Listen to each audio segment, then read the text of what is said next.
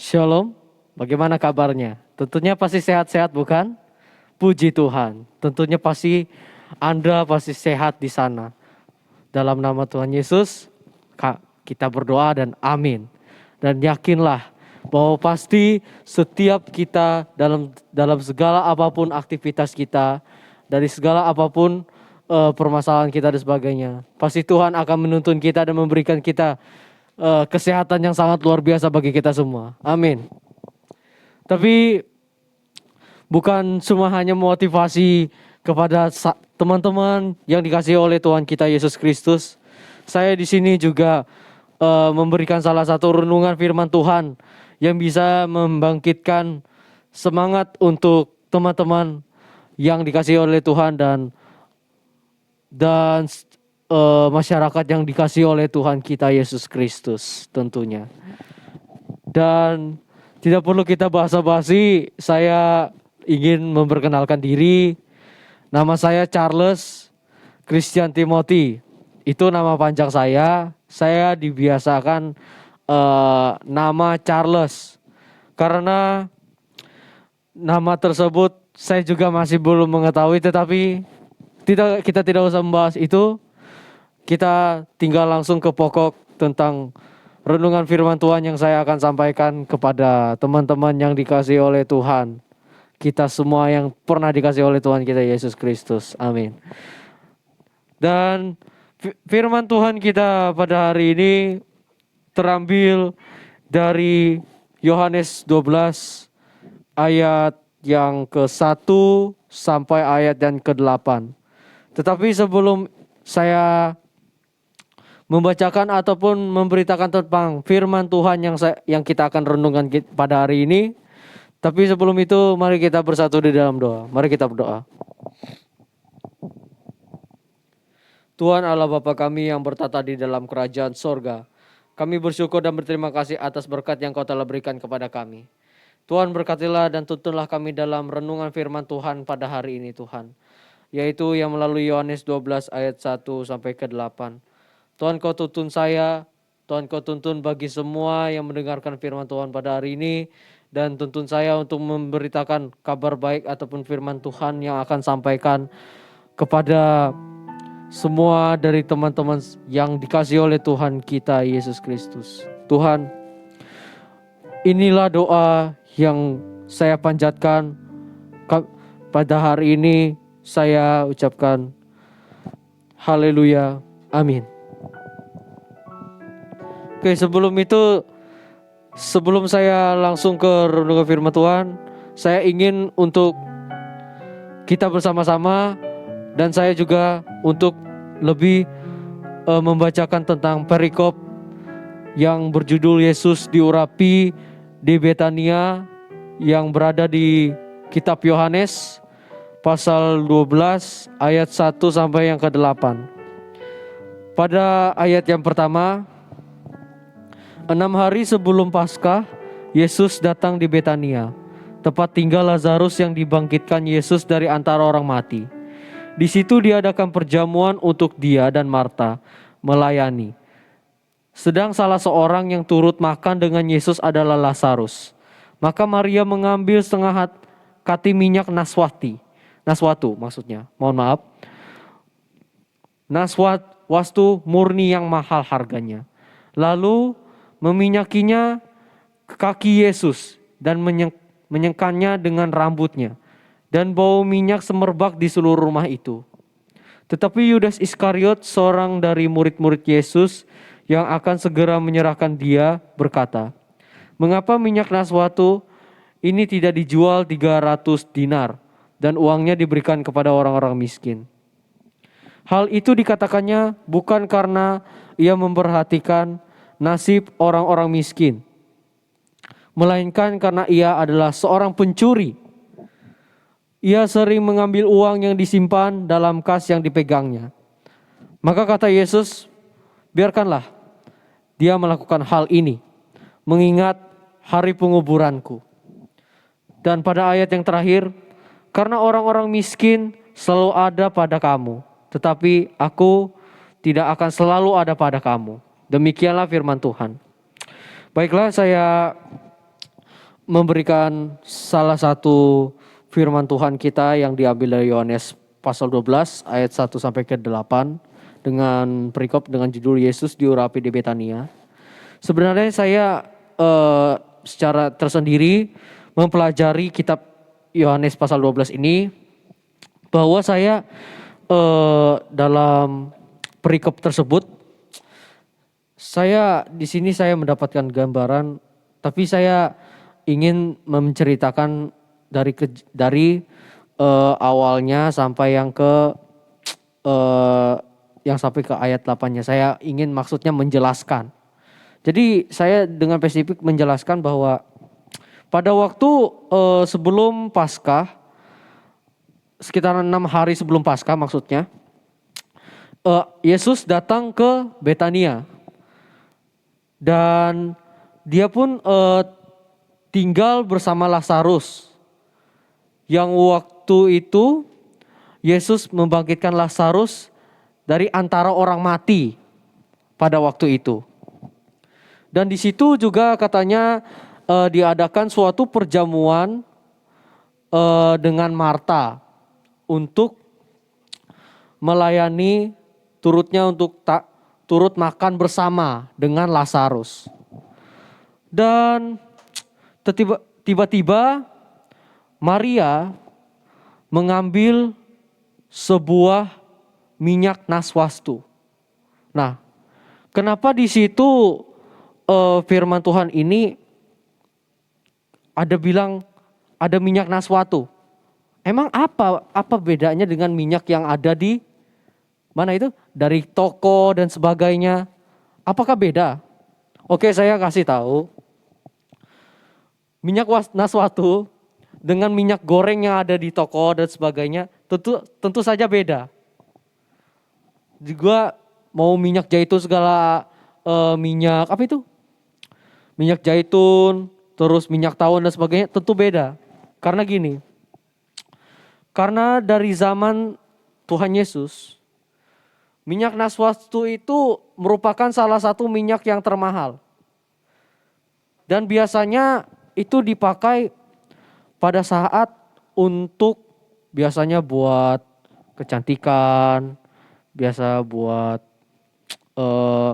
biar anggapannya kalau saya spesifik dengan penggambaran saya sendiri ya biar harum lah sebagainya. Karena di situ dalam masa-masa zaman Tuhan Yesus itu gimana ya? Minyak tersebut yang lebih mahal daripada minyak lain. Beneran. Kalau minyak goreng dan sebagainya ada yang 7.000, kan kita dengar-dengar di toko-toko banyak ya. Di warung-warung dan sebagainya ada bisa 7.000 ataupun ada bisa 7.500, 6.000, 16.000, 18.000 yang besar, ada yang 23.000 dan sebagainya. Ada yang bisa kalau minyak zaitun itu kalau saya spesifikkan bisa 23.000. Oleh saking ada harum-harumnya gitu kan dan sebagainya. Ada untuk minyak tawon biasa buat segala gimana ya? Maksud saya itu buat pelumas buat organ-organ tubuh kita seperti kayak di tangan, di kaki kan. Biasa diurut-urut waktu pada saat sebelum olahraga dan sebagainya. Ada harum-harumnya gitu kan. Nah tetapi oke, kita lupakan itu. Kenapa di sini minyak naswastu itu sangat berharga juga pada masa-masa itu? Karena begini, karena dalam cerita tersebut Maria mengambil sebuah minyak naswatu yang sangat mahal sekali. Kenapa? Yang menjadi pertanyaan kita, kenapa tidak pakai minyak lain gitu daripada minyak naswastu dan sebagainya.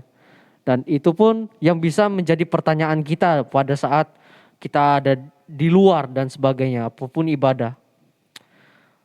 Oke, kalau menurut saya sendiri sih dalam firman Tuhan itu ya dimana kasih seorang itu kepada Tuhan itu ya berada di firman Tuhan ini. Oke, mohon maaf saya panjang lebar dan selalu banyak bikin Anda salah paham atau bikin Anda bingung dan sebagainya. Oke, tapi saya akan oke, itu yang saya bisa tahu gitu dari spesifik saya. Dan saya juga ada perlanjutan lagi selain masalah minyak. Dan di sini juga ada dari pendapat lain dari Yudas Iskariot. Dari Yudas Iskariot, seorang dari murid-murid Yesus yang segera menyerahkan dia. Yudas Iskariot itu berkata, "Mengapa minyak naswatu ini tidak dijual 300 dinar dan uangnya diberikan kepada orang-orang miskin?" Dan hal itu dikatakan bukan karena ia memperhatikan nasib orang-orang miskin, melainkan karena ia adalah seorang pencuri. Ia sering mengambil uang yang disimpan dalam kas yang dipegangnya. Kalau kita lihat Yudas Iskariot sih, kita anggapannya, wah, kok licik sekali gitu kan dan sebagainya. Saya juga sangat pas sudah mendalami itu, wah kok kenapa seperti ini dan sebagainya. Ya anggapannya seperti kita kan, kebanyakan tuh ada kita berbuat curang dan sebagainya. Contohnya, padahal di sisi gimana ya? Sisi lain kan kita pernah ngelakuin seperti itu, hal kelicikan. Tahu kan? Contohnya seperti ini. Kalau saya minta uang kepada ibu saya. Atau enggak saya mau jual, atau enggak ada anggapannya contoh mama saya. Mama saya ngasih kue seandainya gratis. Contohnya ke Mikael. Nah, padahal kan mama saya buat beberapa kue itu, ada satu kue kotak itu kan 50.000. Tetapi mama saya mengasih ke Mikael itu gratis. Dan terus ada saya. Saya tidak setuju apa yang dilakukan mama saya ke Mikael. Saya bilang, kenapa kita tidak jual aja ke Mikael seharga 50.000? Itu 50.000 kita kasih aja ke teman-teman kita yang sedang kesusahan. Ataupun kita kasih sedekah dan sebagainya. Padahal contohnya saya ada kelicikan di situ. Padahal di pikiran saya 50.000 ya. Ngapain saya harus kasih ke orang lain? Padahal kan nanti ntar saya bisa ambil aja tuh uangnya di dalam dompet mak saya. Ya udah saya ambil aja. Itu suatu hal yang kelicikan sebagai contoh yang tergambar dari Yudas Iskariot tersebut. Dan juga di sini dikatakan Alkitab juga bahwa Yudas Iskariot itu adalah dikatakan dalam ayat yang ke-6 seorang pencuri. Ia sering mengambil uang yang disimpan dalam kas yang dipegangnya. Wow. Betapa liciknya. Begitu. Betapa jahatnya kepada orang lain seperti itu. Dia berpura-pura baik seperti itu kepada orang lain, tapi di ujung-ujungnya ada kelicikannya dalam pikiran. Wow, itu yang saya, kok ada yang seperti ini dan sebagainya. Tapi sahabat, teman-teman yang dikasihi oleh Tuhan Yesus Kristus, kita semua yang dikasihi oleh Tuhan Yesus Kristus, bahwa firman Tuhan ini mengajarkan kita untuk memilih yang mana yang baiknya.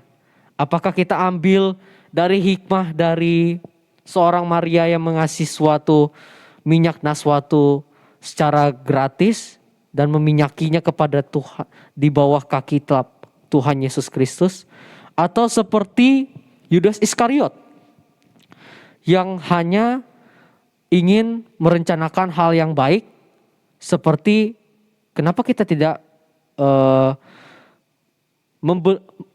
menjual minyak naswatu itu dengan seharga 300 dinar untuk orang-orang miskin. Tetapi sebaliknya malahan untuk dirinya sendiri, dengan kelicikannya sendiri, seenak dia sendiri. Orang lain gak usah dibelain gitu. Oke, untuk itu Anda bisa renungkannya dengan baik. Anda renungkan sendiri, Anda rasakan yang mana yang baiknya. Sekitar 5 menit, saya kasih waktu. Oke? Atau enggak 5 detik deh. Saya kasih 5 detik. Pasti akan tahu jawabannya. Dari 1, 2, 3, 4, 5. Sudah cukup. Oke. Teman-teman dan teman-teman yang dikasih oleh Tuhan Yesus Kristus, semua yang dikasih oleh Tuhan Yesus Kristus, apakah sudah Anda mendapatkan gambarannya? Kita harus seperti apa baiknya? Oke. Tentunya kalau dalam spesifik saya, menurut saya, kita harus menjadi contoh seperti Maria. Kenapa? Karena di situ kita melihat ketulusan hatinya itu kepada Tuhan Yesus Kristus itu sangat besar, sangat luar biasa. Kita aja anggapannya susah sekali untuk memberikan barang-barang yang mahal kepada orang lain. Kadang-kadang cuma ngasih yang bekas aja kan, jujur aja. Tapi di dalam Maria ini beda.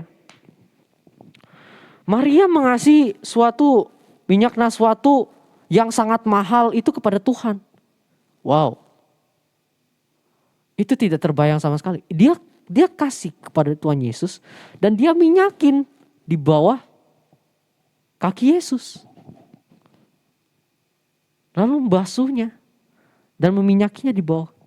Dan dia pun di situ dia menyekatnya dengan rambutnya sendiri loh. Wow, luar biasa sekali. Itu yang bisa menjadi pembelajaran kita. Dan Tuhan juga pernah berkata di dalam ayat 7. Maka kata Yesus, biarkanlah dia melakukan hal ini, mengingat hari penguburanku. Dan ada pesan terakhir dari ayat yang ke-8. Karena orang-orang miskin selalu ada pada kamu, tetapi aku tidak akan selalu ada pada kamu. Dan di situ dari ayat ke-7, ayat ke-8, kita melihat Tuhan Yesus Kristus itu sudah mengetahui bahwa hidup dia tidak akan lama lagi. Dia akan meninggalkan setiap umat manusia. Lalu akan meninggalkan setiap murid-murid dari Tuhan Yesus Kristus. Dan akan meninggalkan Simon Petrus dan sebagainya. Dan meninggalkan kedua orang tuanya. Entah itu tidak tahu kemana dan sebagainya. Tetapi yang terakhir juga, karena orang-orang miskin selalu ada pada kamu, tapi aku tidak akan selalu ada pada kamu. Maksudnya di sini menurut saya, ketika kita merasa anggapannya tidak ikhlas ingin membantu padahal untuk diri kita sendiri, tentunya kemiskinan seseorang itu akan selalu ada pada melekat dalam diri kita. Di pandangan kita pun pasti ada. Tetapi aku tidak akan selalu ada pada kamu. Artinya, kalau kita hanya memandang untuk diri kita sendiri dengan kelicikan diri kita sendiri, kita tidak akan selalu ada untuk Tuhan. Tuhan kita Yesus Kristus. Tidak ada kebaikan dari Tuhan Yesus Kristus dan juga tidak ada kebaikan dari orang lain. Kita yang akan merasakan seperti itu. Itu pun benar-benar terjadi. Itu benar. Itu sudah keluar ke zaman kita yang sekarang. Coba Anda bayangkan aja. Dan Anda pandang kepada orang lain. Pasti seperti itu. Dan juga dari setiap dari kitab Yohanes ini pasal 12 ayat 1 sampai 8. Jadi kesimpulannya, janganlah memilih-milih dan janganlah membuat segala sesuatu dengan kelicikan untuk diri kita sendiri. Walaupun itu hal yang baik dalam kata-kata kita. Tetapi di dalam yang lainnya bohong. Begitu. Jadi memberi itu anggapannya tidak harus memilih-milih. Berikan saja, pasti kau akan dikasih berkat. Begitu. Itu yang dimau oleh Tuhan. Mau seharga apapun kamu berikan, mau barang itu seharga 2 juta atau gimana dan sebagainya, berikan saja. Pasti Tuhan terima. Dan kita mendapatkan berkat yang sangat luar biasa. Dan juga kita mendapatkan pesan dalam firman Tuhan ini, bahwa kita melakukan kebaikan, jangan ada di baliknya ada kecurangan. Ada kelicikan maksudnya. Lakukanlah kebaikan itu, memberi itu dengan ketulusan hati. Dan dengan memberikan itu dengan ikhlas. Jangan ada untuk mementingkan diri kita sendiri. Berikanlah itu kepada orang lain untuk Tuhan. Bukan untuk diri kita sendiri.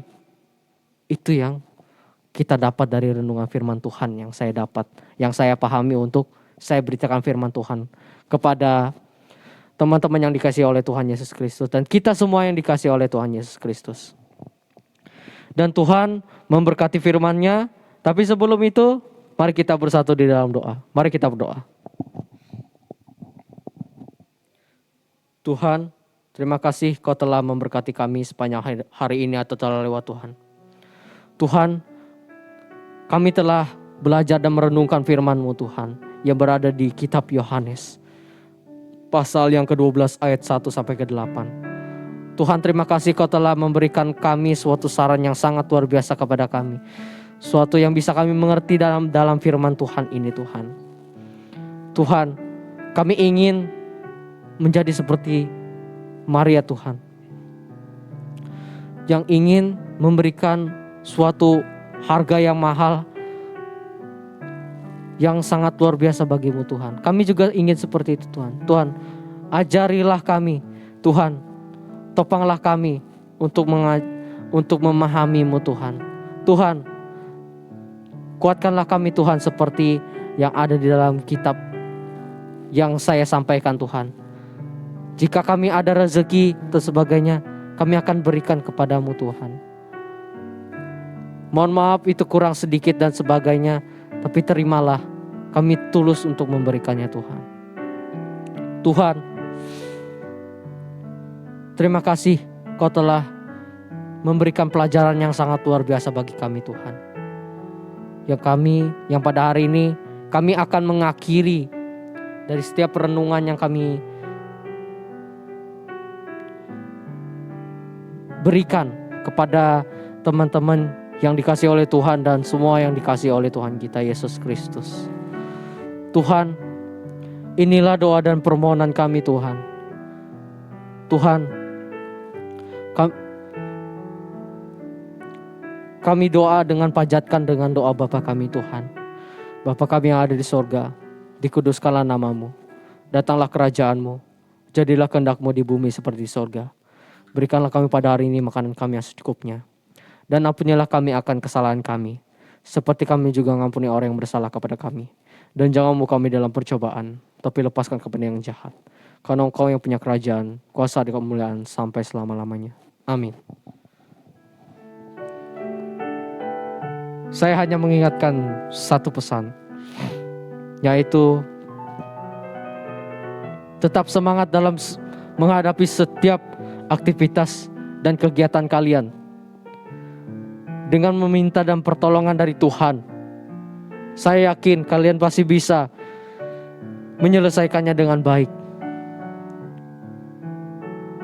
Jadikanlah firman Tuhan yang saya berikan adalah salah satu pembelajaran untuk kita semua. Mohon maaf apa dari kata-kata saya yang salah ini, dari kata-kata yang bisa menyinggung bagi teman-teman yang dikasihi oleh Tuhan dan semua yang dikasihi oleh Tuhan. Saya mohon maaf. Dan itu yang saya bisa ucapkan. Tetaplah kuat dan berpegang teguh kepada Tuhan. Dan jadikanlah Tuhan sebagai juru selamat kita, yaitu Tuhan kita Yesus Kristus. Saya ucapkan shalom. Tuhan Yesus memberkati kita semua. Amin.